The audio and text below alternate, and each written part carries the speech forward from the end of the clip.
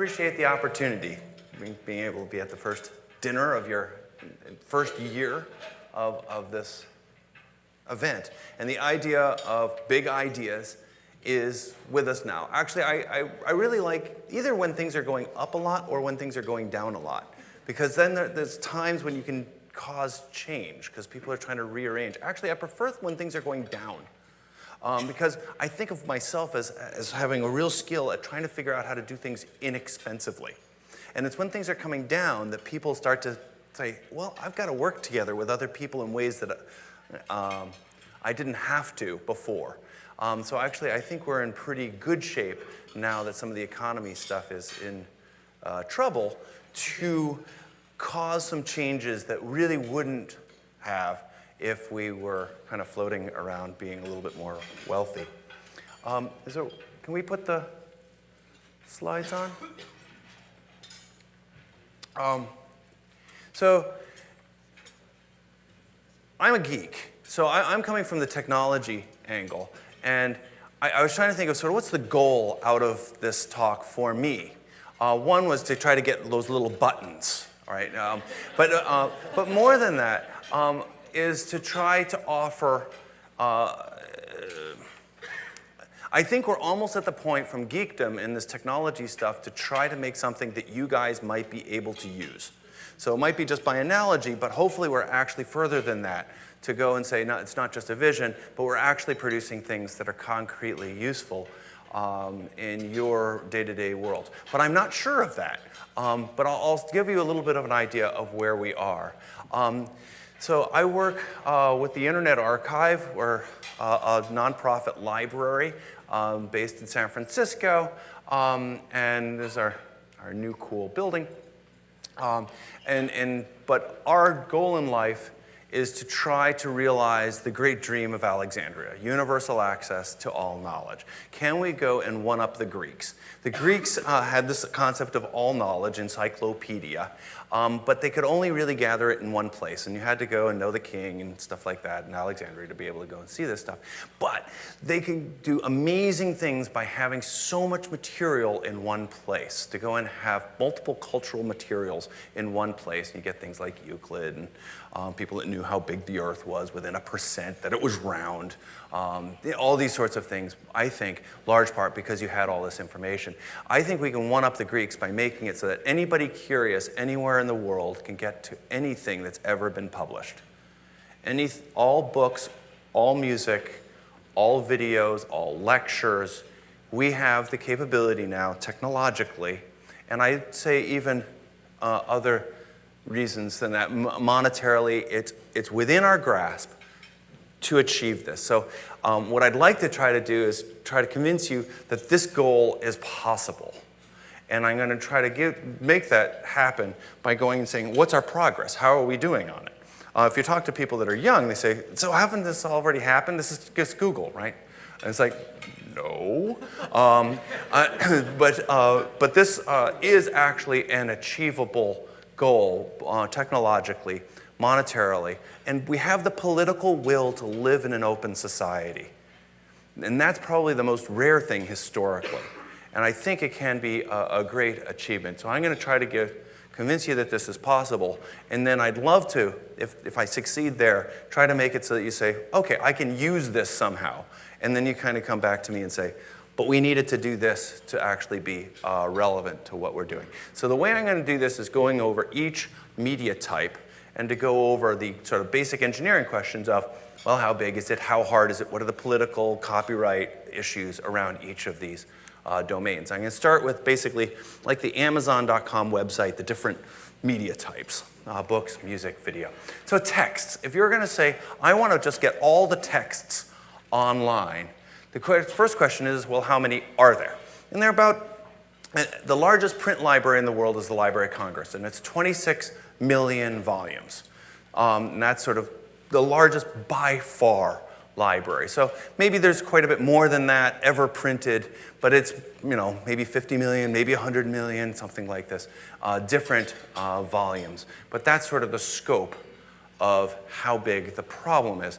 And if you have a book in electronic form, if you were to digitize a book and put it online, if you had it in Microsoft Word, it's about a megabyte. So 26 million megabytes goes mega, giga, tera. So 26 terabytes. And 26 terabytes costs, I don't know, about $3,000. You can put it in one shopping cart in Best Buy. Right? So if you want it spinning, you could have it on about this much computers sitting there spinning on Linux machines serving to the world all of the words in the Library of Congress. And it would cost you about, oh, I don't know, $10,000, $15,000. So for cost of a cheap car, you can have all of the words of the Library of Congress online spinning and making it available. So that's cool. You sort of say, well, why hasn't it happened? And there's a bunch of reasons, but we are making some progress. One question is what do you get out of it? Is it worth doing? You know, don't we have Wikipedia? Doesn't that answer us, you know, all the questions? I'd say no, but we need to actually have the use case. And there are starting to be some on-screen representations that are very book-like. That are coming around, flip books of different forms. Amazon's look inside the book. Google has a on screen. And there's a bunch of different interfaces. But I have to say, I really like my books. Just, you know, the old-fashioned books. So maybe we could go and take these books, digitize them, beam them to people, and then print them back out again if they wanted them. And they actually turn out look like pretty good books. And actually, we've got some books for you. So if you like books, we're going to put like 5 books on each table, and you can look at them, and if you really like them, take them. And if somebody really took it and you didn't end up with one, come back up, and there are more books. Because it turns out that a 100-page book, and these books are much tinier than that, but if you were to go and download, print, and bind them yourselves, it would cost you about $1 a book. At $1 a book, it's cheaper to give away books than it is to loan books. At Harvard, it costs $3 to loan a book. Basically, all the administration of going and loaning a book. So if it's cheaper to give it away, why not? Say, well, you're tearing down trees. Well, okay, then take them back if people don't want them, and then give them back out again. But the idea of making them available. So we demonstrated this by making a bookmobile. A little van with a satellite dish on it. We pull up a little tent, a printer, binder, cutter. Kids make their own books. And it works. So with 1 million books inside, this little van basically was much larger than any of the libraries that I ever used growing up. So we can go and use this technology not just for seeing on screens, but in these other ways. This is being caught on in a few different areas, mostly in sort of prototype-y type forms still at this point. This is in Alexandria, Egypt. This is the first book that this kid ever owned, as well as using things like one laptop per child. Now I'm going to be going into more of the electronic book evolution in a minute, but there's mechanisms of going and getting these things out there. So the question is then, how hard is it? Well, we tried using these sort of the scanners that you can buy and robots and things like that, and they didn't work terribly well, and they tended to rip books. And we're not also very interested in destroying books. There's sort of this whole idea, well, you just butcher the books, you know, you lose low in library, who cares? Well, I care. So we designed a book scanner that holds a book like this, that raises and lowers glass and has 2 digital cameras, and a person basically turns the pages. And it costs 10 cents a page, the whole shebang. So imaging it, going and compressing it, using optical character recognition, cataloging it, the whole shebang, 10 cents a page, or about $30 a book. You can take a book in the United States or in Canada and go and get it online. So if we take the Library of Congress, the largest print library in the world, 26 million books times 30 is about $750 million. Would be what it would cost to digitize the whole thing. Their annual budget is about $500 million. But to also put it in a little bit more perspective, the library budgets of all libraries in the United States is $12 billion a year. So in 5 years, with a small percentage of the acquisitions budgets of these libraries, we could, as the library system, digitize and make all of these books available. I would say actually the number of books that are kind of worth doing is probably about 10 million books. And then leave the rest on demand, that if people really want them, don't destroy the books, and So we can do this at scale. And we're now doing, this is the University of Toronto. There are now 20 scanning centers operated inside libraries by the Internet Archive in these partnerships in this open world. You probably heard a lot about Google scanning, but there's open scanning going on as well. And we're scanning at about 1,000 books a day. And we're getting pretty good at it. We now have about 1.7 million, 1,700,000 books digitized, made available publicly on the net.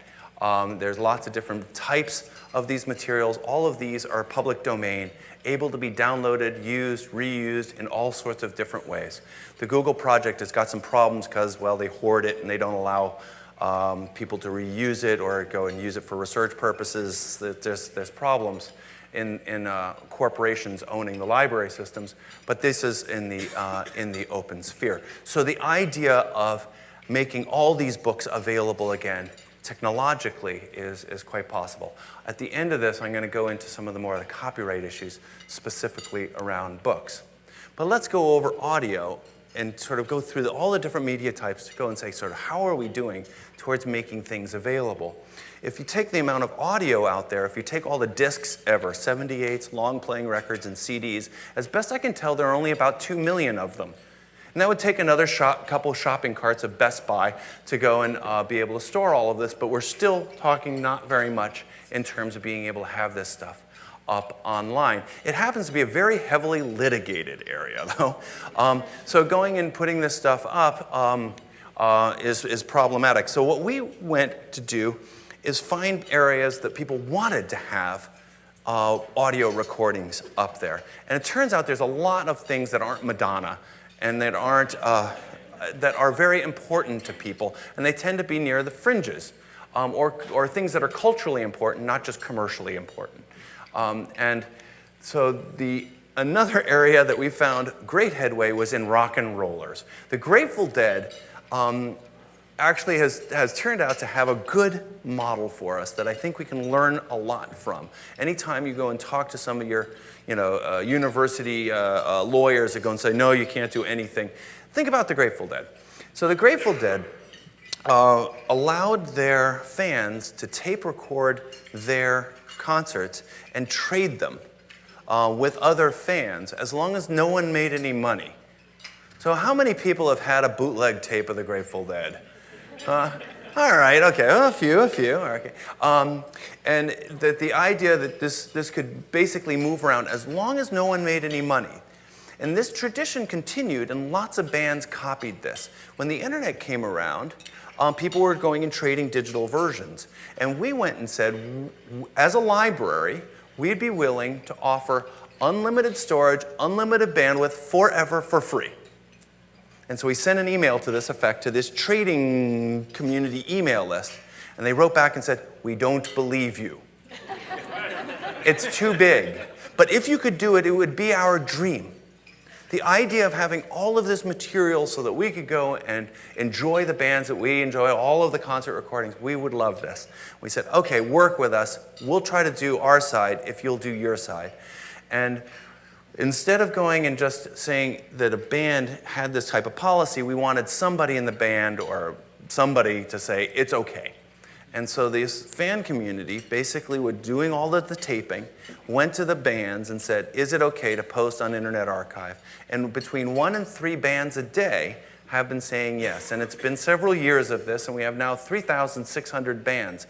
And we get about 40 or 50 concert recordings uploaded every day by these of bands from all over the world. It's working because it's a non-commercial system, and it's working for the bands. They're liking it. So it's a way where nonprofit organizations have been able to make this go. And we now have about 60,000 or 70,000 concert recordings and everything the Grateful Dead has ever done up there. And we're basically getting pretty good at figuring out how to do this non-commercial interchange where we're spending money to benefit it all. So it costs, if you digitize a disc, under $10 a disc, or $10 per hour if you have audio tape recordings. This is inexpensive. So if we take our about 2 million disc recordings, as best I can tell. So it's about $20 million one-time cost to digitize the whole puppy. We've got, actually, we figured out how to get some stimulus dollars. Hey, go Obama. Where in San Francisco, they're subsidizing hiring people off of the welfare rolls. And so we've basically been hiring people off of the welfare rolls. We get a subsidy, 75% subsidy on their salaries. And they have benefits and the whole shebang.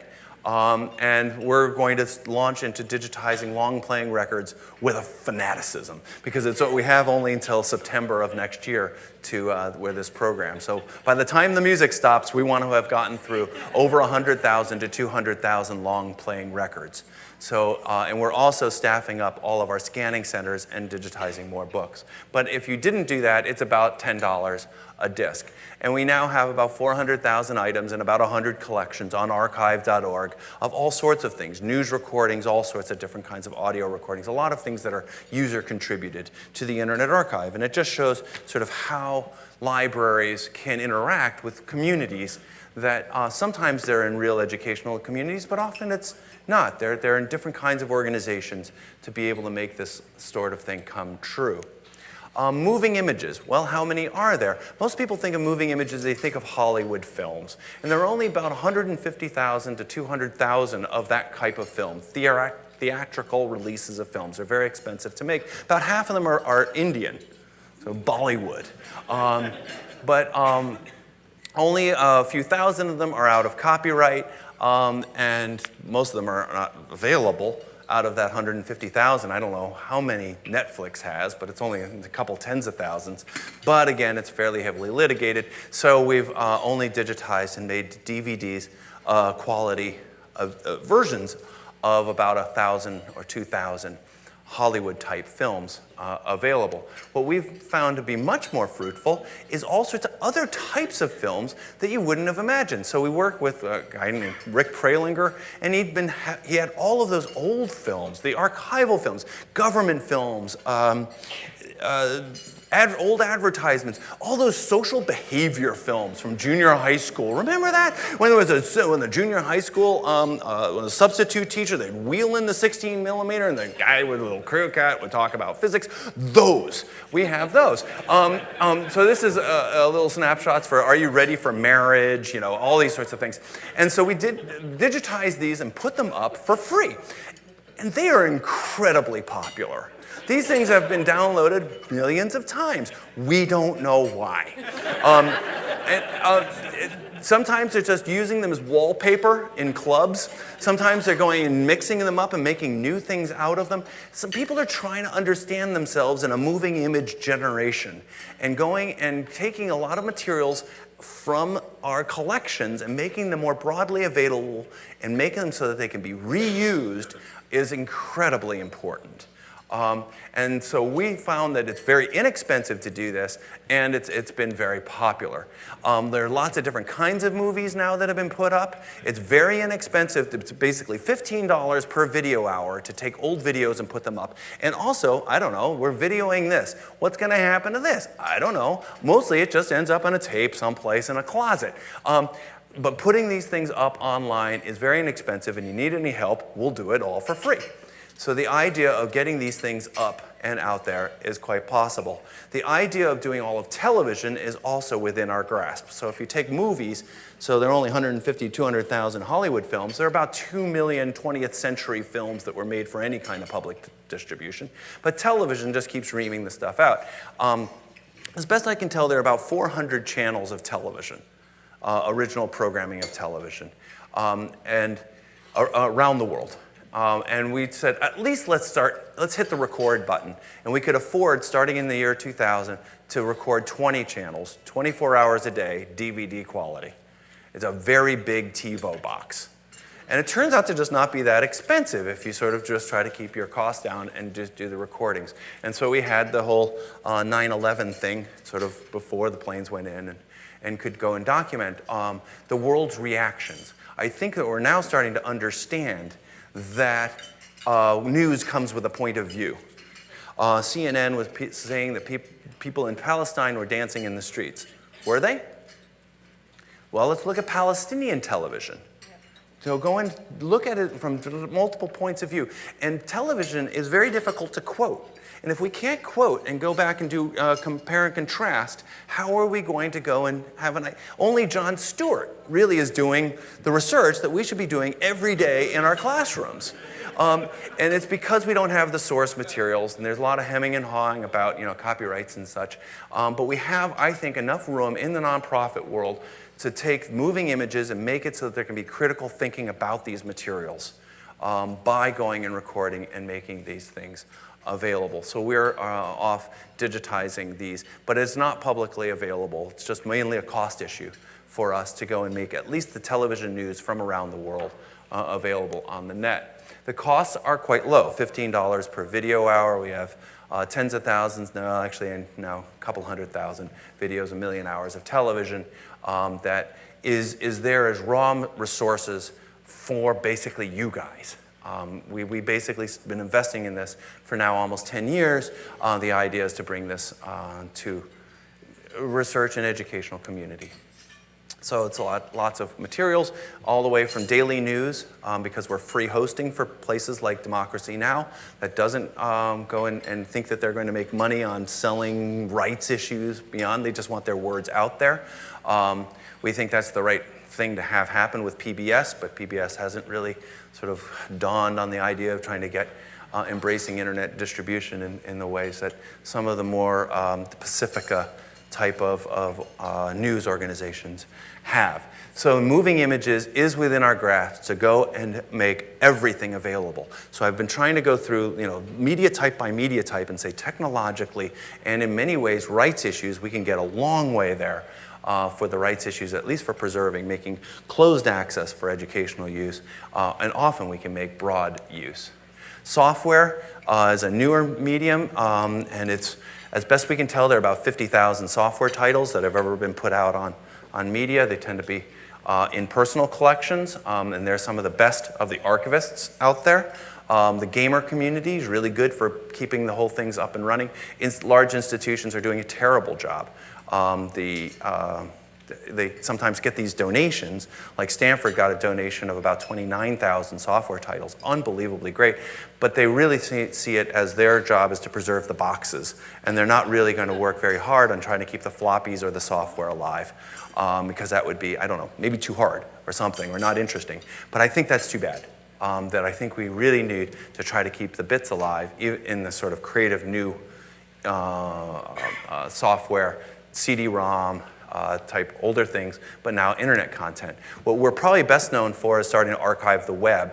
I helped do some of the early internet technologies to try to get this internet thing to happen so that we could build the library. My goal all along was to try to build the Library of Alexandria version 2 and put in place very early on this idea that it's all going to start to be archived. So this is what Yahoo looked like in 1996. It's very clean, isn't it? Sort of like Yahoo, it looked a lot like Google today. But so when Yahoo turned 10 years old, they actually had to come to the Internet Archive for their screenshots because even that company didn't archive their own stuff. This idea that companies will archive their own stuff is just not true. It's historically not true. The lawyers will tell you, but anyway. Pets.com. I love the early internet stuff because it had people's dreams, right? There are all these sort of wacko ideas. Remember the guys that would bicycle courier warm cookies and milk to your house? And I just love this stuff. This sort of people were dreaming into these new technology. And we made this technology available through the Wayback Machine. And we took we've been harvesting everybody's websites. And then we said, well, why don't we make it publicly available for free? There are lots of people that said lawyers are just going to rain down on you like a plague. And we said, well, I don't know, let's give it a whirl. As long as there's no ads, whatever. If we were responsive for taking things down quickly, then maybe we'd survive. And we did. And in fact, lots of people like it. We get used by about 400,000 different people every day on this service. Again, we're not quite sure why. Mostly it's for their own stuff. and is what they really want back out again because they didn't keep it around. This is MIT over time and how dorky MIT's website looked originally. But you can see the trajectory of things. If we don't have a memory, we really are going to live in a perpetual present. And in a perpetual present that is going to be whatever the person that's currently in power wants to have reflected. And this is an Orwellian existence that we really don't want to build. We really need to be able to take old promises made by corporations or politicians, find out what they really said, and be able to learn from that and put it back into the current discourse so that we can have a trajectory. And we're doing very well. The amount of material is growing large. We're collecting about 4 billion pages every snapshot. A snapshot takes about 2 months. We have now 150 billion web pages. And but it's interesting in the sense that people are actually using it. So how do you preserve this kind of thing? So I tried to argue that it is possible to collect it. And at least collecting, and then there's the only time rights issues really come up, we've found, is when you want to make it much more available again. And if it's commercially viable, then people get upset. If it's not commercially viable, in general, you get a free pass as long as you're not making money off of it. If you're flying around in jets like the Google boys, people are going to go and say, hey, well, I should get some of that too. But if there's no jets involved, we found that it's worked pretty well. So preserving. If we're going to try to make Library of Alexandria version 2, well, let's read a couple of books, learn a little bit. So what's the Library of Alexandria probably best known for? Burning, right? It's not here anymore. It's so completely gone. They think there's only 8 pieces of papyrus that are extant today that were actually in the Library of Alexandria at any time. There's things that have been copied out of it, but the actual materials is so completely gone. So the lesson for us is don't just have one copy. And it's really easy to say, well, you should make a copy and give it to somebody else. But if it's what's really you're proud of most, if it's what defines you, if this is your primary collection, the idea of making another copy and putting it someplace else is a little scary. So we said, all right, well, let's try this out. So when there's a new Library of Alexandria being launched in the year 2002, I said, I'll make you an offer. I'll make you a copy of our web collection if you'll make copies of cultural materials important to the Arab world and swap. And they said, sure, we're up for that. So this is a picture of the Internet Archive at the new Library of Alexandria in Egypt. And it's not just there to be preserved, it's actually spinning and live and made available. And so they've basically made this available in Alexandria, Egypt. We graduated from that in terms of higher density. This is what it looks like in San Francisco. It's about 2 petabytes. And we have a smaller collection that we've also started up in Amsterdam to try to get a European swap system. Would like to get an international library system that has swap agreements between maybe 5 or 6 entities, such that as iron curtains go up and down and as problems or earthquakes or whatever happen, usually what happens to libraries is they're burned, and they're burned by governments, just historically. So it's not a libertarian thing to say, it's just historically true.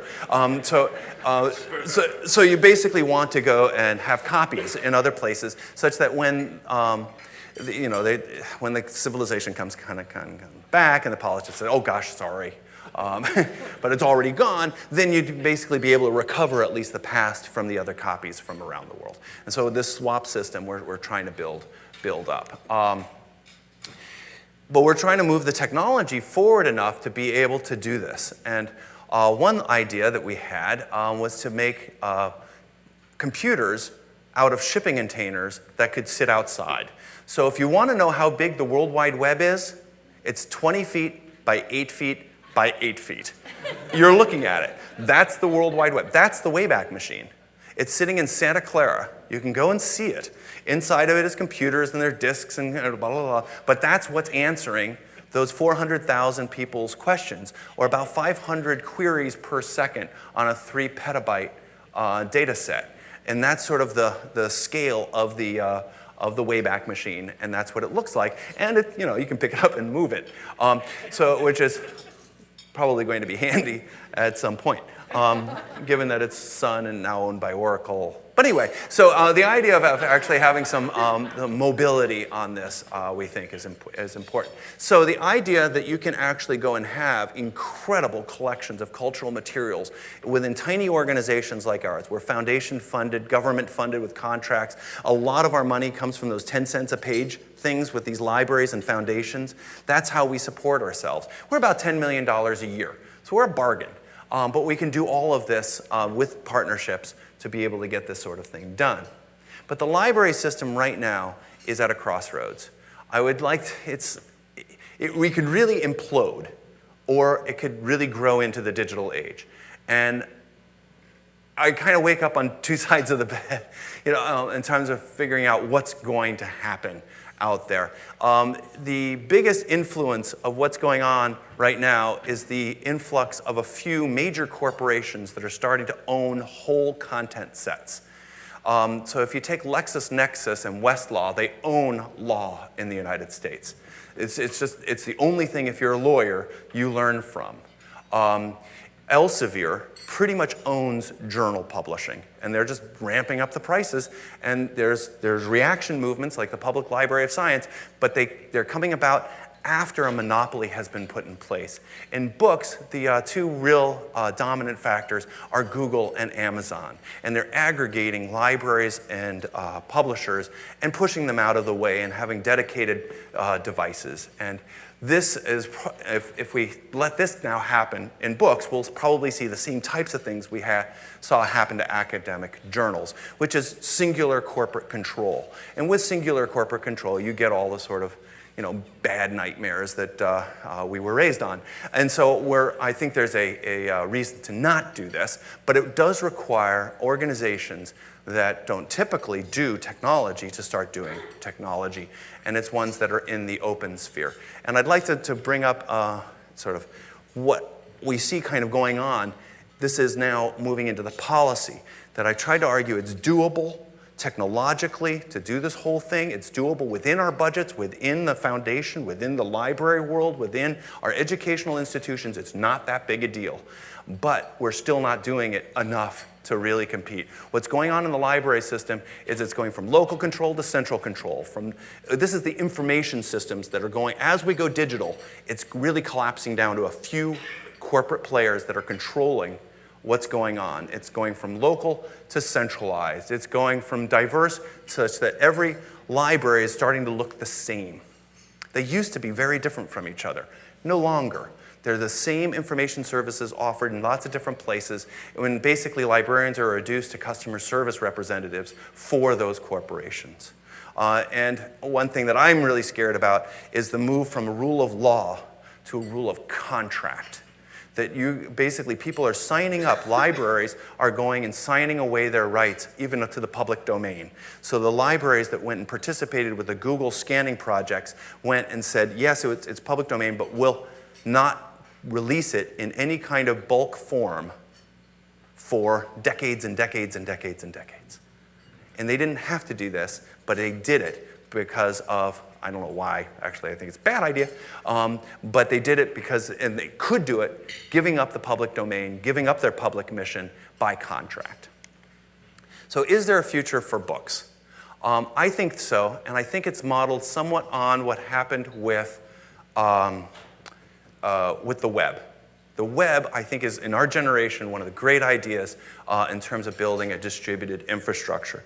But let me cast it, what's the war that's going on. And if you take our big libraries, they're broken down into public domain, out of print, and in print.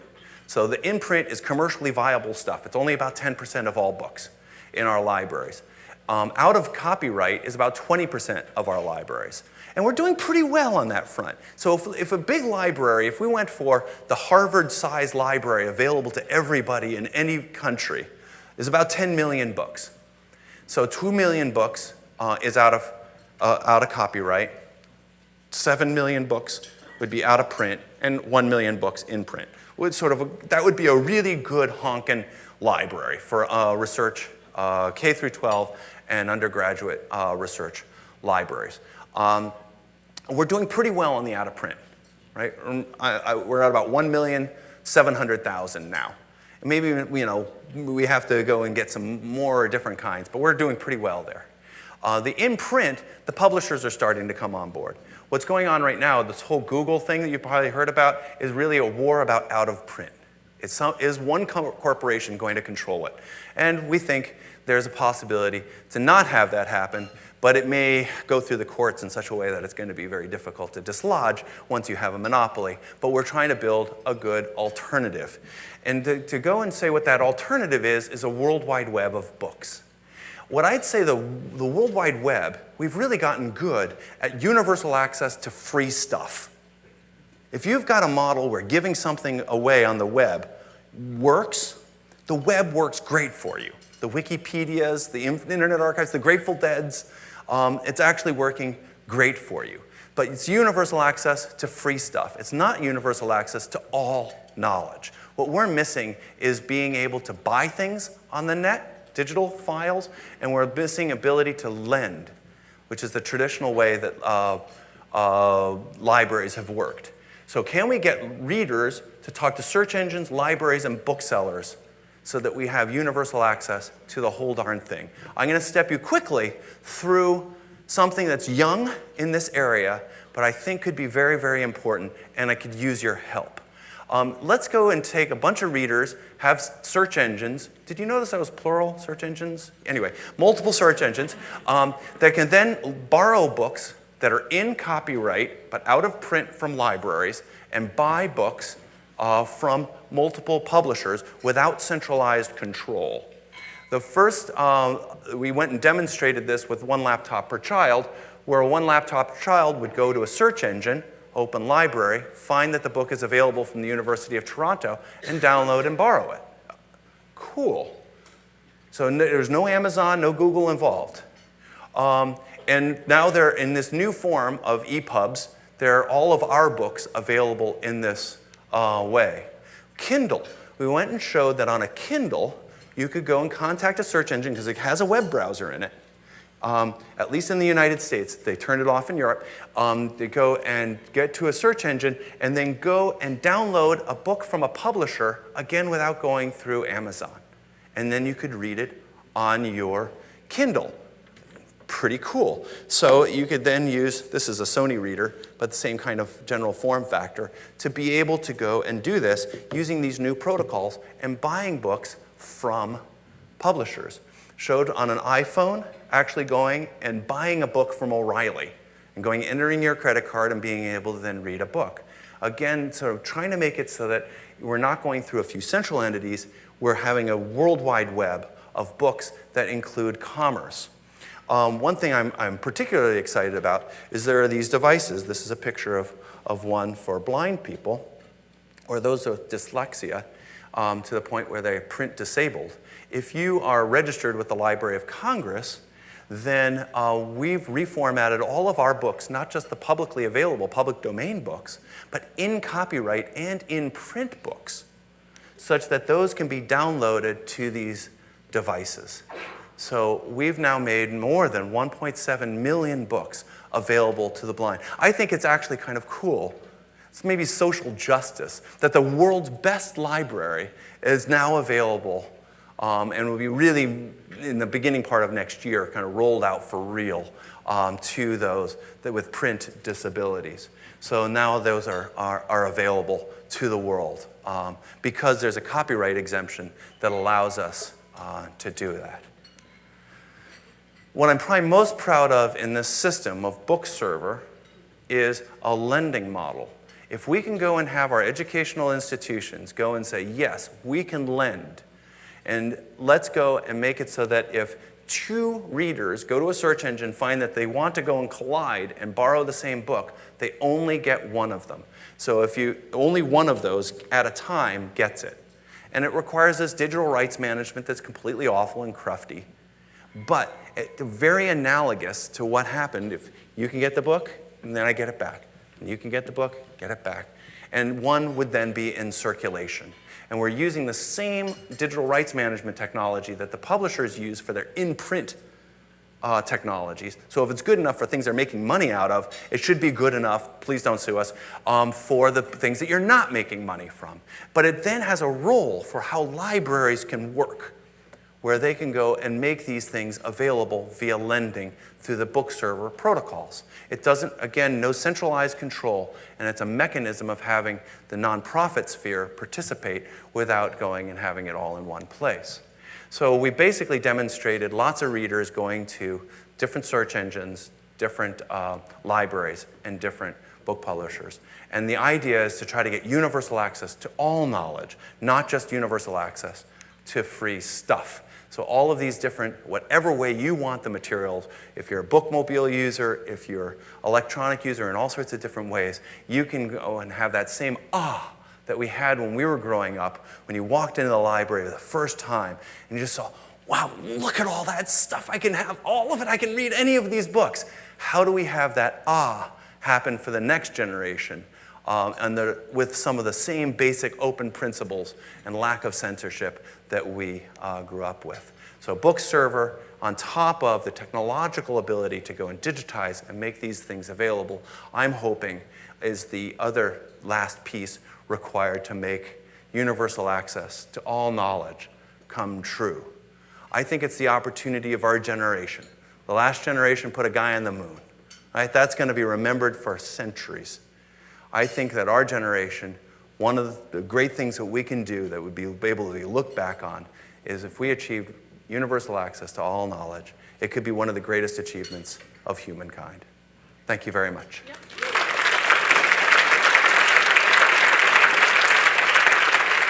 Is it at least a big idea? Did I convince you that it's... Okay. Did I convince you that it's possible? Okay. Then how can we make this useful in education? It's really up there on the net. We don't know how it's used. How do we go and take these technological, not just from us, but we're now putting a lot of these waves of information online. How can this be able to help transform? How do we make it so that you guys can do things you couldn't do before? Yes. I just wanted a button. I'm doing a virtual museum, and I have a whole bunch of stuff to scan and a whole bunch of old flatbed scanners and very old Windows machines. How do private collectors collaborate with the Internet Archive in order to get our stuff online? Most of the stuff that's on the Internet Archive has been digitized by others. Or was born digital, and they upload it through an interface going and hitting the little upload button, and they do it onesie-twosie. There's now also automated ways of doing it. So Amazon has this cloud storage thing that you can go and programmatically add to their cloud. We've made one that's free. So it's basically Amazon's storage thing for free. So and that would work for the thousands or tens of thousands and hundreds of thousands of things. So we can work with organizations that want to make these things permanently accessible. And then you can put your own user interface on top of it. So a lot of these collections, like Democracy Now!, they go and have their own website. You'd never know that you're spinning a disc from the Internet Archive when you go to their website and look at their videos and audio. So we're behind the scenes. You can go to it, the Internet Archive, to see it. But that's not how people do it. They search on Google and find democracynow.org and go there. So your virtual museum, we can be another backing store, another access method to your materials. So please do. What about findability? We really hoped other people were going to help with that a lot more than they did. So that we're designed for the search engines to come by and find it. We've tried to organize things into collections.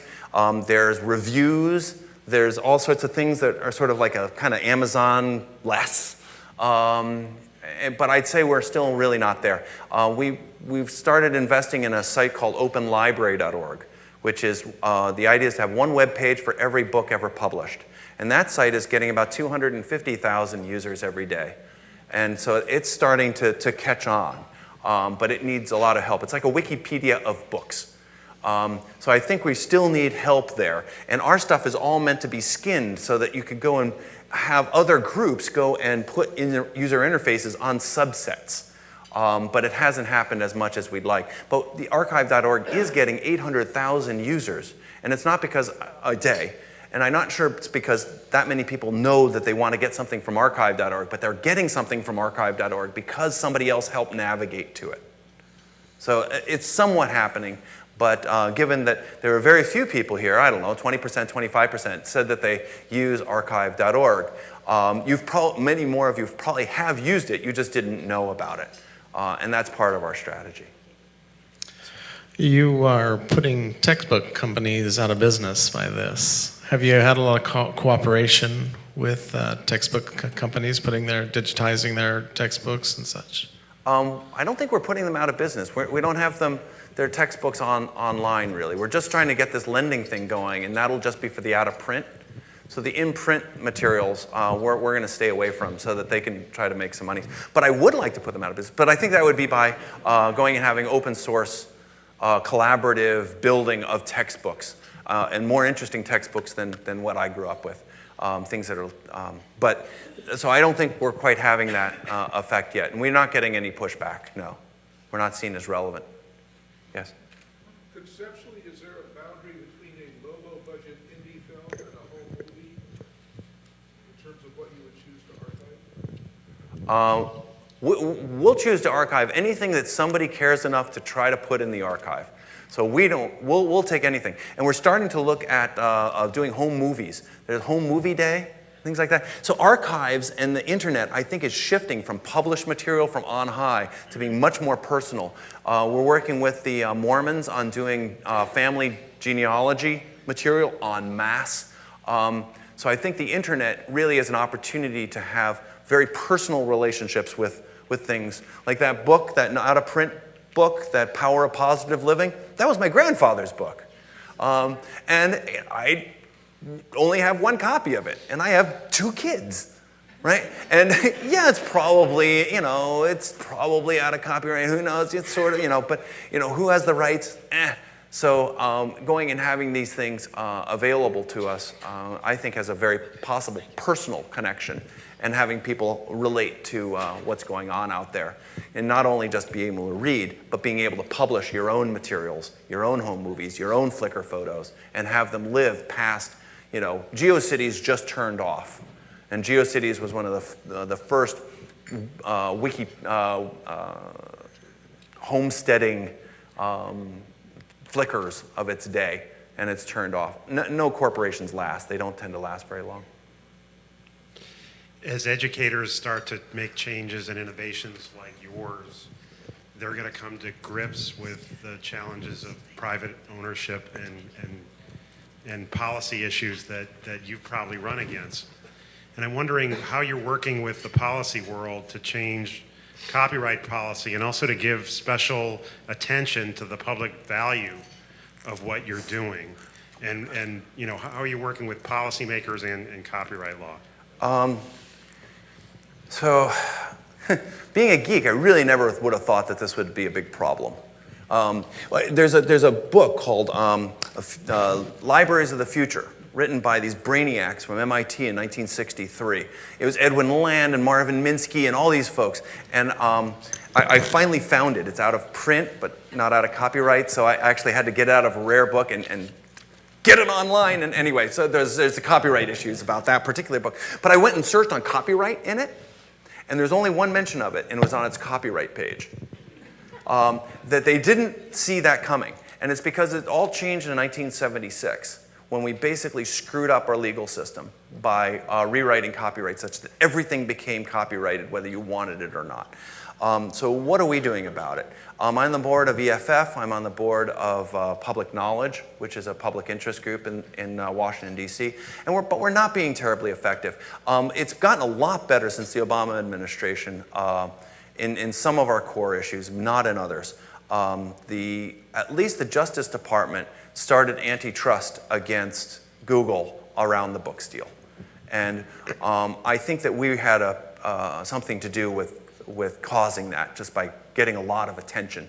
And when I really love the first line of one of the objections that was sent into the court. It was, "The Federal Republic of Germany objects to this Google settlement."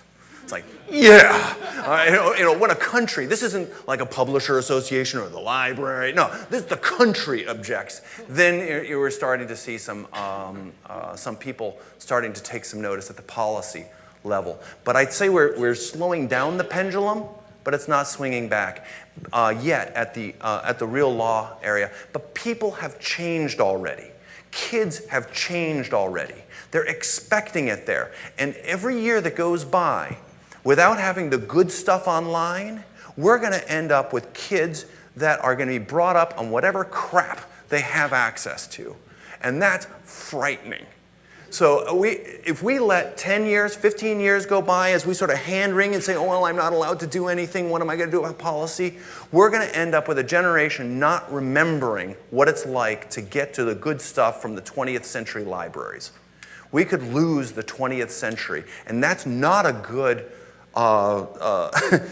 century to forget, right? There were some really weird, not so great things that happened during that century, and let's go and get this into their hands. Our jobs as educators, as librarians, is to put the best we have to offer within reach of our children, and we are criminally negligent in this goal.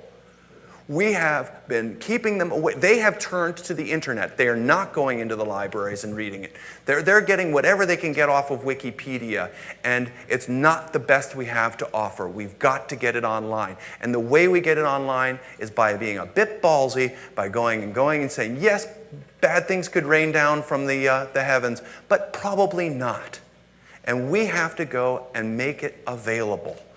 I talk to a lot of folks that have these great lectures, and they say, well, we're going to have to go and get signatures from every heir before anything happens with these lectures. No way. Do it. You won't run into problems. I promise you. And if you do, go to EFF or Public Knowledge. They're there to help. What I found very helpful is to be respectful and responsive. And when people want to say, what the heck is going on? Be there and respond to them. And often they'll say, okay, now I understand. I'm going to leave it there. Otherwise, they sometimes say, I want it taken down. And we end up taking a bunch of things off particularly out of the Wayback Machine, that people didn't want up there. But we've never gotten into a full-on court case about it. So, and we're harvesting everybody's website. So I'd say we are the establishment now. You may not feel that empowering, it's not just me. Right? We are the establishment, and we're shortchanging the next generation. We have to go and build the policy. It's not like Congress is going to do it in preparation for us to do something. They're going to do it in reaction to our doing something and if we get in trouble. And if we do get in trouble, I bet they're going to come down on our side. So let's get the best stuff we have to offer up on the net. Yeah. One more.